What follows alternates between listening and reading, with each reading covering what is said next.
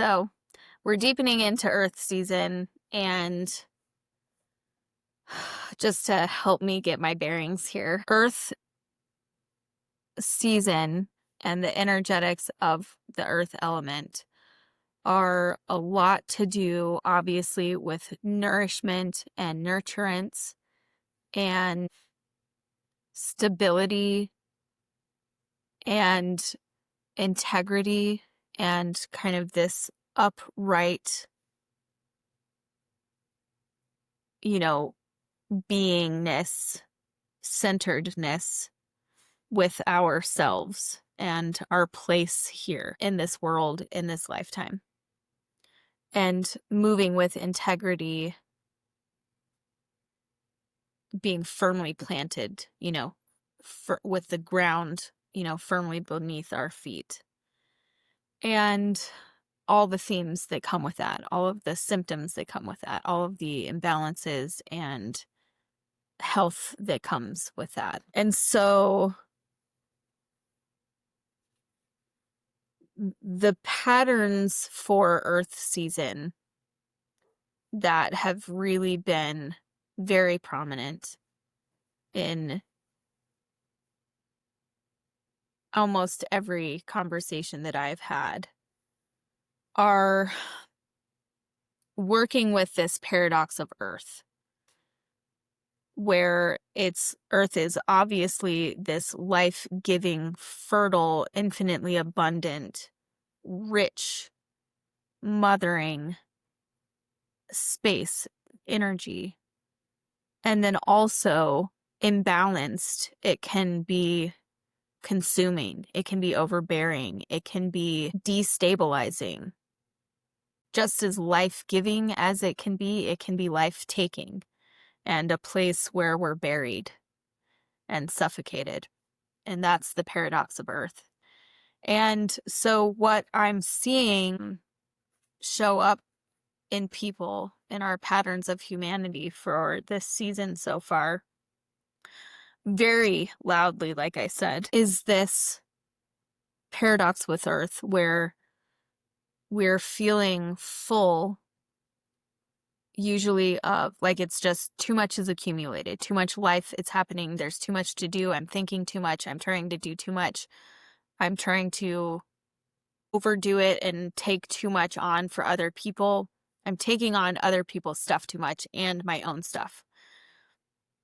And also at the same time, I'm depleted of my own self, my own energy, my own presence, my own spirit, my own, integrity and centeredness. So it's this sensation of being full and empty at the same time.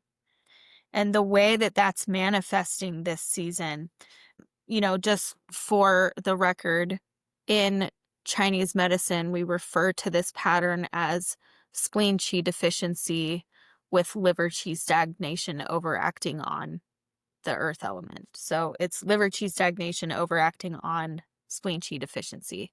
So it's an abundance or an overaccumulation that is becoming stuck and feeling full and unable to move because there's not enough chi, there's not enough vitality, there's not enough energy to actually move the things and sustain a nourished, well-grounded, centered life. And so the way that this is showing up the most this season is this feeling of being stuck, of being like actual physical sensation of heavy limbs or like trying to move through quicksand. It's showing up in gallbladder issues, like bile flow issues, gallbladder, liver tenderness and inflammation, actual stones. I mean, think of that. Like that's a hardened long-term overaccumulation and lack of the transformative energy of the earth element. It's also showing up in digestive issues like IBS, diverticulitis, colitis, even just bloating and lethargy. It's showing up a lot in migraines. I mean, like frequent migraines. I have had multiple migraines, and I've not had migraines like that in decades. And I know, multiple people who are also experiencing that, and they're frequent and nothing touches them. The things that they typically use to touch these migraines to help it feel better are not even making a dent. So that kind of thing. And then also low back pain. It's that lack of stability, lack of support, kind of deficient thing that's happening there, as well as, irritability, moodiness, things like that. So those are some of the symptoms that I'm seeing physically show up for people, and I guess a little emotionally as well, like I said. And also there's this sort of like self-doubt and kind of this loss of sense of self that's also really low on the radar, but it's definitely there. And that's something that can happen with this soggy earth pattern that I keep referring to this season on multiple posts on Instagram. It's where we are, it's this full and empty thing. We're taking on, accumulating, taking on for all the people and all the lands all the time, and not standing firm in our ownness, in our own identity, our own integrity, in our own presence, in our own, like nourishment, and so many people with Earth Imbalance don't nourish themselves first or at all. We're constantly focusing on others and trying to do all the things for other people, which can be very nourishing in itself. But when we're doing it from a depleted place, we're running on empty, and so there's nothing to give, and then we end up feeling resentful and irritable and all of these other symptoms that we're having. And so when we don't have enough inner resourcing, we don't have enough physical, spiritual, emotional nourishment, not only are our physical bodies not able to function properly, but neither are our spirits, neither are our minds, neither is our intellect, which is another component of the earth element, is the ability to, receive input, information, process it, digest it, and make use of it. And so when we don't have enough nourishment and support and, all of those things, it just gets stuck. It just sits there. It can't move, and then accumulates and accumulates and accumulates. So it's this malnourishment and fullness. And so thinking about, and, every time I talk about this, and even in my own learning of the earth element, because of my own imbalanced earth, it's hard to see it. Like there's this thing that happens where we think it's way more complicated than it needs to be. And earth is simple. It really is. And people feel like we all at times, I mean, our whole society is so fucked up around like, what do we need? How do we nourish ourselves? It's this whole like conundrum of like, what do I do? Do I do this? Do I do this? Do I do this? This is telling me this, this is this. But the reason that I spend so much time talking about these elements, the nature of nature, is because it's literally a roadmap for how to be here.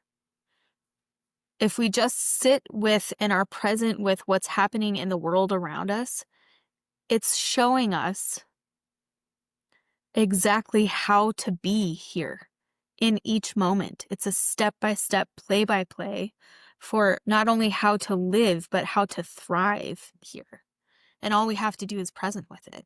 So thinking about how do we plug back in? How do we connect back in with ourselves and nourish ourselves? Because that's a huge thing. Fertile earth is all about connectivity. It's all about this constant movement and connection and communication with, all of the soil microbes, and the microbes are connecting with all of the cells in their bodies, and the cells in the dirt, and the cells in the things that they're composting. I mean, it's this constant connection. And the emptiness that we're feeling in this imbalance that I'm talking about is this lack of connection with ourselves, with our souls, and with our source. because that's where we get true nourishment and true inner resourcing from. That's what really matters. That's the whole point of what we're doing here. That's our foundation, is to learn and experience and embody ourselves more. Another component of the earth element or the earth energetics is, the ability to bring energy down into physical form and make some kind of matter out of it, right? The earth takes in sunlight and water and mineral and turns it into fertile ground where infinite possibilities are available. There's an infinite, abundant, and well of resource and nourishment and food and everything. Everything is possible. That's what the earth energy is about. That's what it's doing all the time. That's what it's made for. And we, being earthly beings, we are made for that. That's also how our bodies work. As above, so below. And so when we're thinking about how the fuck do I nourish myself? How can I be in a more resourced, stable place so that I can not only take care of myself, but also have enough left over to nourish those around me? To have, the discernment and the boundaries to say, this is what I can nourish and that is not mine to nourish. How the fuck do I do that? It feels really confusing, but it's not. How does the earth do it? What does the earth need to be nourished, right? So let's think. Let's think about that. The earth needs sunshine, right? It's that information and fuel for our cells to function. So sunlight. Sunlight on naked eyeballs and naked skin at least 20 minutes a day. Ideally, if you can do it for 20 minutes around sunrise and 20 minutes around sunset, you are at a cellular level, not only nourishing yourself, but also like reprogramming and revitalizing your blueprint, your essence, your earth. So sunlight. What else does earth need for flourishing fertile ground? Hydration. Good quality hydration, right? So there needs to be some kind of mineral, inclusion in our fluids so that they can actually get into our cells and really nurture our earth, right? Because when you think about when earth is too dry, it's not receptive to the water. The water just rolls on by. It doesn't soak in. So when there's not enough mineral inside of something, or when there's too much inflammation, we can't receive the hydration. So the minerals help to draw it in. And this is a whole huge thing right now. So there's so much resource and information out there to learn more about it. But even if it's just, dropping a little bit of good quality salt into your water. My favorite way to hydrate is tea. I love nettles infusions. I love nettles tea. Nettles is incredibly nutrient dense. It's very rich in minerals. I can totally geek out there, but hydration, nourishment, nutrients. So hydration, good quality, mineral rich hydration. Even fruit. Fruit is an incredible source of the enzymatic, mineral rich fluids that our cells can actually receive. And we have to be careful with cold raw fruits and the earth element, because if you are too depleted in your earth element, cold raw foods can be further depleting. It takes a lot of digestive energy. So if you want to have fruit, maybe have it not be super cold. Maybe let it come up to room temp. It tastes better there anyway. There's more nutrients still intact in unrefrigerated fruit. But also you could sprinkle some cinnamon or grate some ginger on top of it or something like that to warm it up energetically. And then what else does earth need to be really, in its element and nourished and thriving. It needs movement. It needs to move. It needs to be tilled and worked with the hands and aerated. So move, even if it's my favorite way to move right now is to dance it out. I, love putting on my favorite tunes and singing and dancing because nobody is watching and it just feels really good. But walking is brilliant here. Anything that you're going to do consistently that feels good. It's up to you. And then what else does Earth need to create a fertile, flourishing, abundant harvest? It needs time. It needs space to do its thing. It needs, enough trust in the process to let it be what it's going to be. Enough devotion to taking in and connecting with what we need to connect with sunlight, hydration, nourishment, movement, and trust in the process. Space to do what it's going to do, space to digest, space to process, space to move through what we've accumulated each day or each hour sometimes. And there's room for an abundant harvest in the physical, emotional, and spiritual there. It's so simple.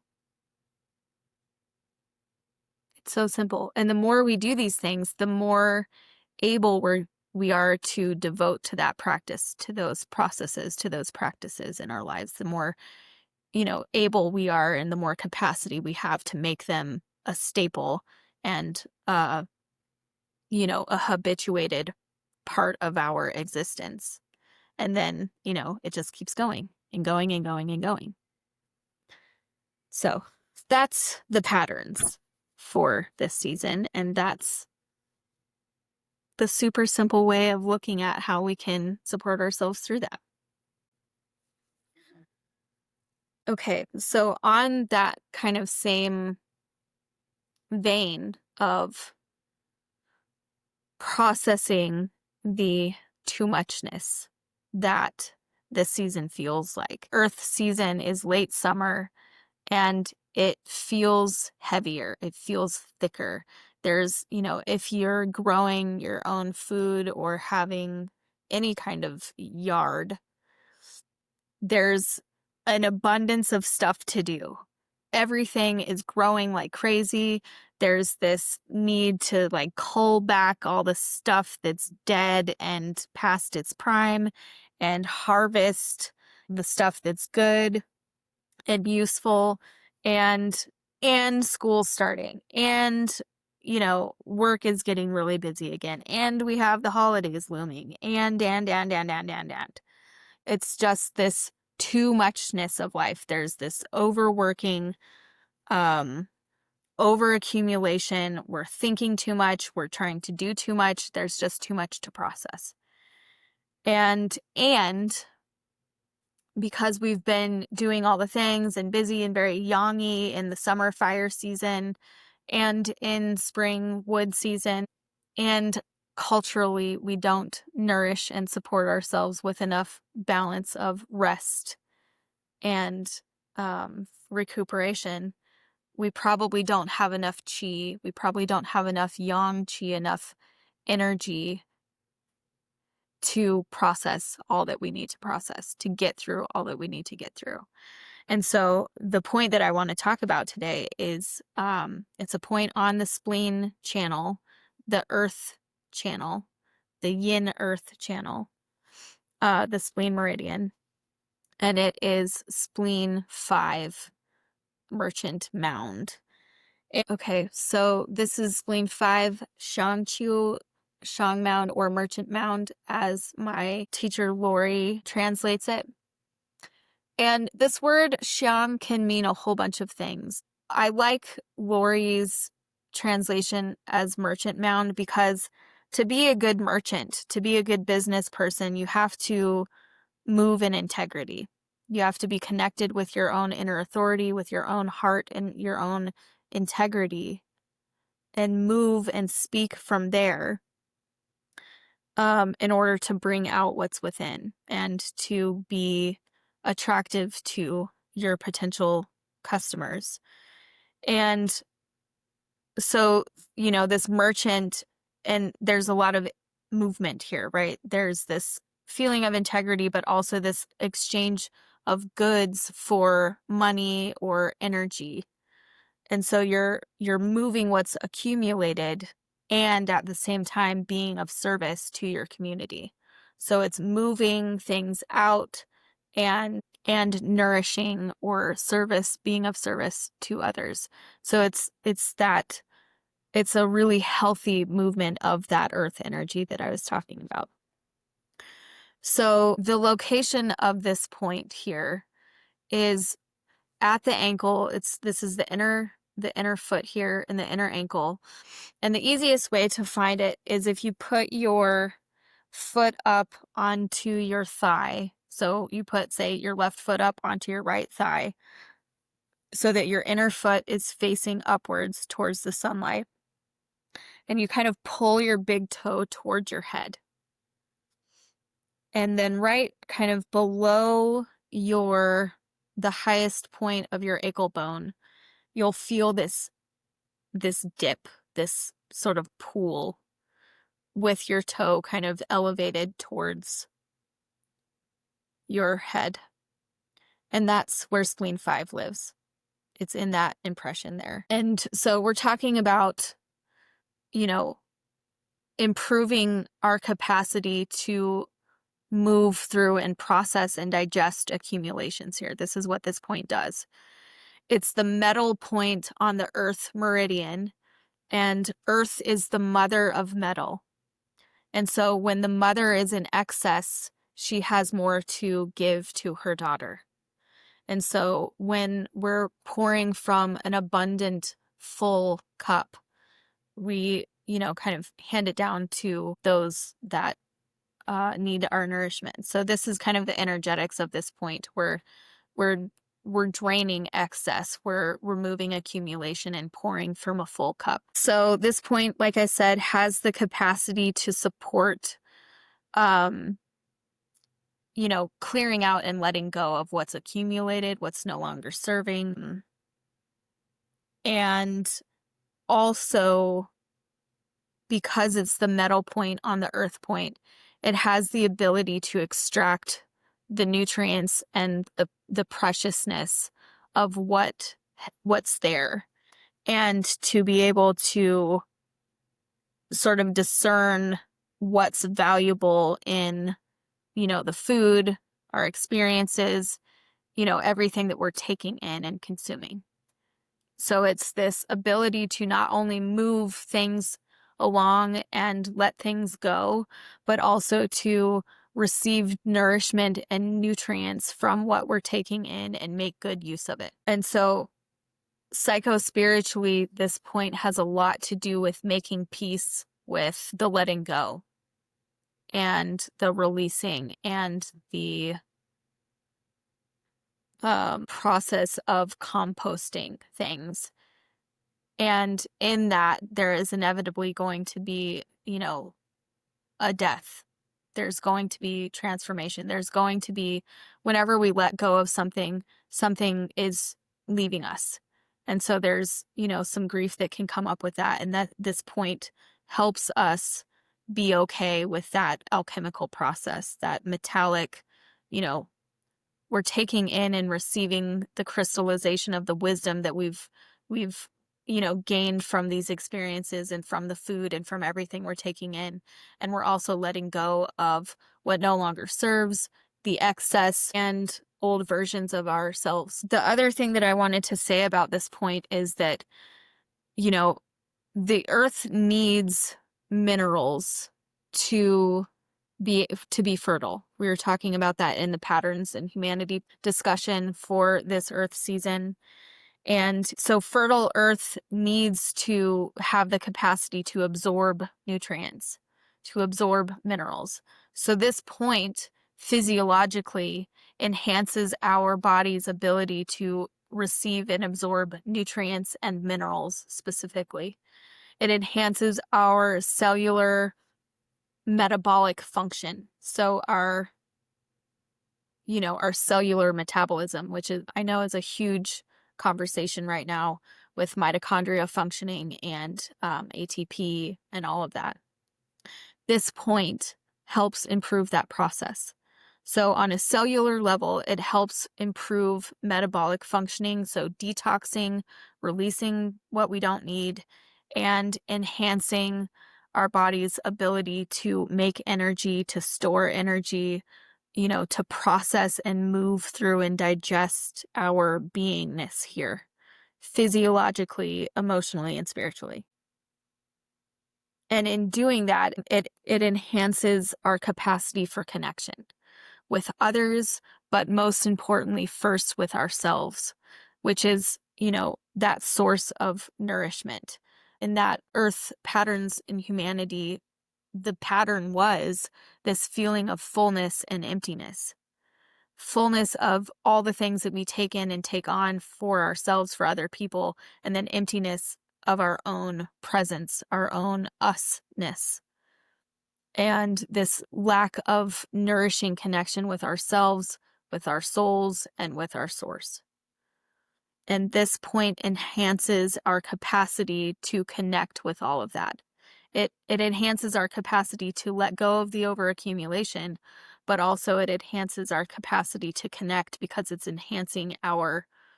bolstering our energy. It's bolstering our, vital life force so that we have enough to actually connect with ourselves, to actually connect with our souls and to actually connect with our source. So ways that I like to activate this point, I'm always going to say your consciousness and intention is always the most potent needle, as we say in acupuncture. It's always the most potent tool to activate the point and the portal and the energetics here. But also some favorites are letting it be in the sunshine. Letting this point be naked in the sunlight and receive that activation from the sun with your conscious presence and with your intent. Another favorite thing is one that I learned again from Laurie Deschar in her brilliant book, Kigo. It's a combination of this point, Spleen 5, Merchant Mound, with the essential oil Helichrysum. And Helichrysum essential oil is it's incredible. It's one that I think is kind of overlooked a lot. It can be, if it's good quality, it's going to be a little bit pricey. It should be, but it is incredible what it has to offer. There's so many different physiological and energetic systems that it touches on. And so, most people know it. So it's either Helichrysum, it's also called Immortelle or Everlasting. It comes from the straw flower. And it's called Everlasting or Immortelle because it retains its vibrant color even after it dies and dries out. So physically, I mentioned that Helichrysum has a broad range of actions. It is very strongly moving, but even more profoundly, it regulates the movement of energy. It regulates the movement of chi. So if chi is stuck, it's going to help it move. If it's not able to move enough, it's going to help invigorate it and so that it can move. It's very sort of like soothing and invigorating at the same time. It helps soothe inflammation and it helps regulate not only energy flow, but also blood flow. So it has a lot of anticoagulatory compounds inside of it. And so we use it a lot it's very well known for skincare, youthful appearances and things like that. But it's also incredible for bruising, for any kind of visible injury to the flesh.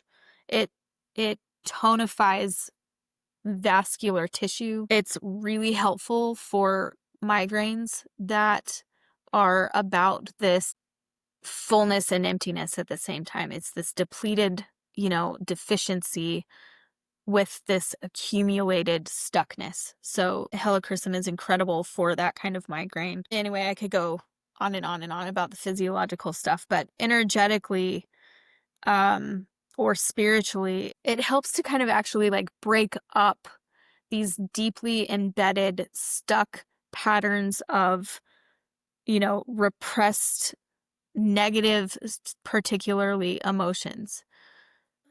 This resistance that we have to nourishing ourselves or to being nourished, and also the fear and resistance that we have around letting go and around allowing a death so that there can be renewal. It's really incredible for that kind of thing. So together on this point, Spleen 5, Helichrysum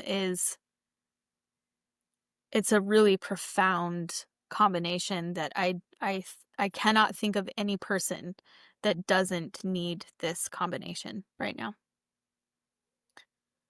So, there's that. All right. So the last thing is we're not meant to not feel symptoms. Okay. So we have this thing where we think we should be symptom free, right? That we've healed and we've reached this level of mastery when we are completely symptom free. And that's not what we came here for. That's not how we're built. That's not the point. That's not how any kind of life on this planet, at least right now, works. We are meant to experience symptoms because it's a sign of connection. It's a sign of being alive. It's to have some kind of something going on all the time. Part of, the energetics of Earth, and I've spoken about this before, is this constant movement. It's this constant energy of transformation and dispersal and, like taking things in and processing and digesting them and making them into something useful and then disseminating them to their useful areas. That's Earth energy. If you think about, actual Earth is warm, it's moving, it's hot, it's constantly in this, what can appear to be this chaotic state of flux and change. And that's how we know it's alive. That's how we know it's most fertile, is there's this constant movement, this constant activity, these constant happenings. And the same is true for our own Earth, for our own, earthly vessel here. The symptoms are a sign of being alive and vital and well enough to speak, well enough to communicate, well enough to share, this is where I am and this is what I need. But we've been so programmed to be afraid of our symptoms. And so then we have, over a very short amount of time, become incredibly disconnected from our bodies, untrusting of our bodies, fearful of our bodies and their symptoms. We automatically assume that a symptom is bad and that it needs to be fixed or managed or medicated. Even in the holistic fields, it's all about symptom management. And even the people that are talking about root causes are focusing so much on, it's the mold, it's the parasites. It's our bodies, it's our earth, it's the terrain that we live in, and its capacity to be here, its capacity to take in and process and digest and metabolize and make good use of the nutrients that's there, make good use of the goodness that's there, and let go of the rest. It's not the mold. The mold is serving a purpose. The mold is about communication and alchemization and metabolization. The parasites are about, the heavy metals that are there and the digestion and metabolization of those and the excretion and release of those. It's about our bodies. We're not meant to not have symptoms. We are built to be this engine and this constant, alchemical being.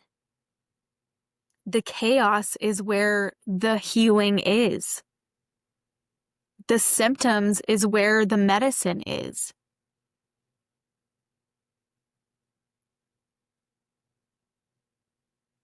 The discomfort, the pain, the wounding, all the stuff that we try so hard, that we do everything we can to avoid, is the medicine.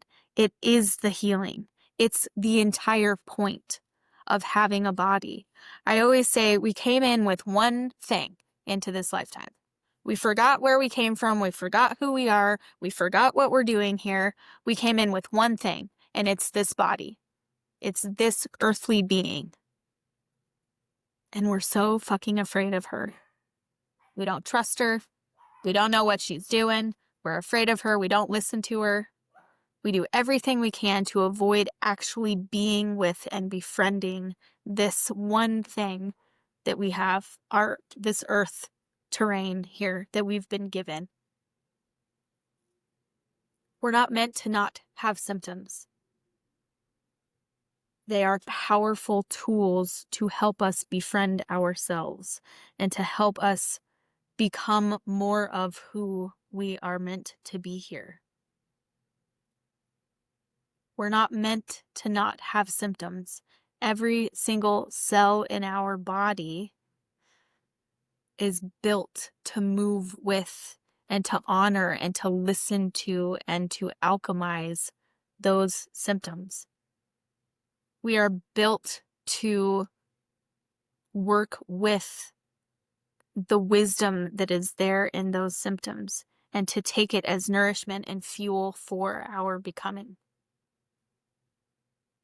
We're not meant to not have symptoms. We are built for them, on purpose, for purpose. And it's time to reclaim that. It's time to come home to ourselves and to stand on our own fertile ground.